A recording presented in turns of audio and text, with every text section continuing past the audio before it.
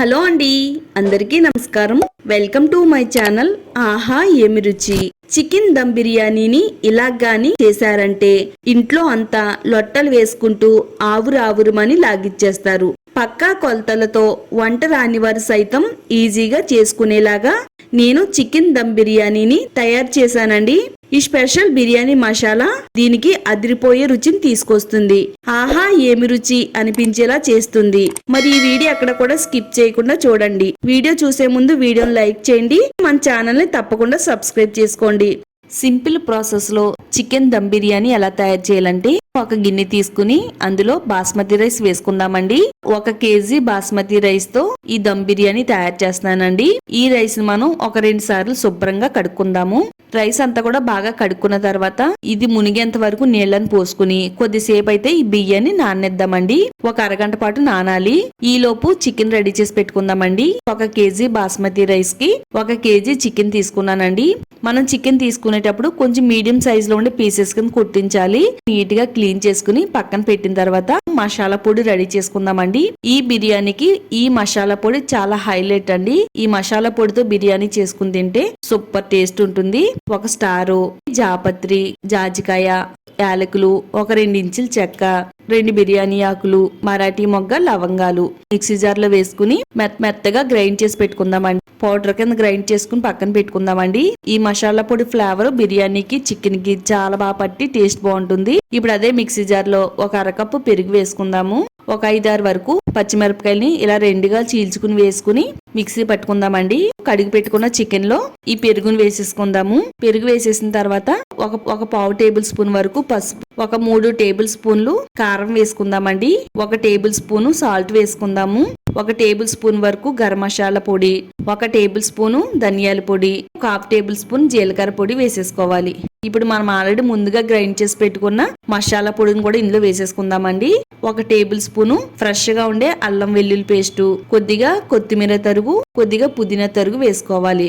కస్తూరి మెంతి 1 గుప్పిడి వరకు తీసుకుని ఇలా మెత్తగా నలిపిన తర్వాత ఇందులో వేసుకుందామండి. ఫ్లేవర్ బాగుంటుంది, తప్పకుండా వేసుకోండి. నెక్స్ట్ 1 గుప్పిడి వరకు ఫ్రైడ్ ఆనియన్స్ కూడా వేసేసుకుందాము. ఈ మసాలా స్పైసెస్ అన్ని కూడా చికెన్ కి పట్టేటట్టుగా చేత్తో కలిపేసుకుందామండి. ఈ మసాలాలు, ఉప్పు, కారం అన్ని కూడా ఇలా చికెన్ పట్టిస్తే చికెన్ అంతా కూడా బాగా అబ్జర్వ్ చేసుకుని తినేటప్పుడు చికెన్ అనేది చాలా టేస్టీగా ఉంటుందండి. బాగా కలిపేసుకుని చికెన్ మొత్తం దగ్గరగా తీసేసుకుందామండి. 1 నిమ్మకాయని తీసుకుని నిమ్మరసాన్ని ఇందులో వేసేసుకుందామండి. నిమ్మరసం వేసేసి మరొకసారి మొత్తం అంతా కూడా బాగా కలిపేసుకుందాము. నిమ్మరసం వేసుకోవడం వల్ల కూడా మనకి చికెన్ అనేది చాలా మెత్తగా ఉడుకుతుంది, టేస్ట్ కూడా చాలా బాగుంటుంది. ఇలా దగ్గరగా తీసుకున్న తర్వాత దీనిపైన మూత పెట్టేసుకుని 1 అరగంట పాటు చికెన్ ని ఊరనిద్దామండి. మనం రైస్ తయారు చేసుకోవడానికి కొంచెం వెడల్పుగా ఉండే గిన్నె తీసుకుని దీంట్లో నీళ్లు పోసుకుందామండి. మరి నిండుగా కాకుండా కొంచెం వెళ్తుండేటట్టుగా నీళ్లు పోసుకున్న తర్వాత 1 టేబుల్ స్పూన్ సాల్ట్ వేసుకుందాము. ఓల్ బిర్యానీ సామాన్లు ఇందులో వేసేసుకుందామండి.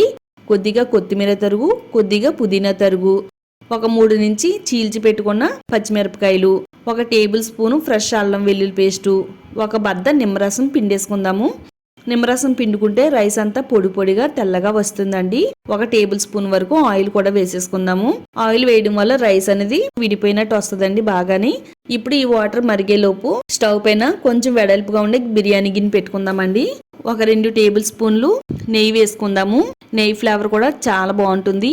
3 నుంచి 4 టేబుల్ స్పూన్లు ఆయిల్ హీట్ అయిన తర్వాత ఇందులో 1 గుప్పిడి వరకు జీడిపప్పును వేసుకుని మంచి గోల్డ్ కలర్ వచ్చేంత వరకు జీడిపప్పును వేయించుకుందాము.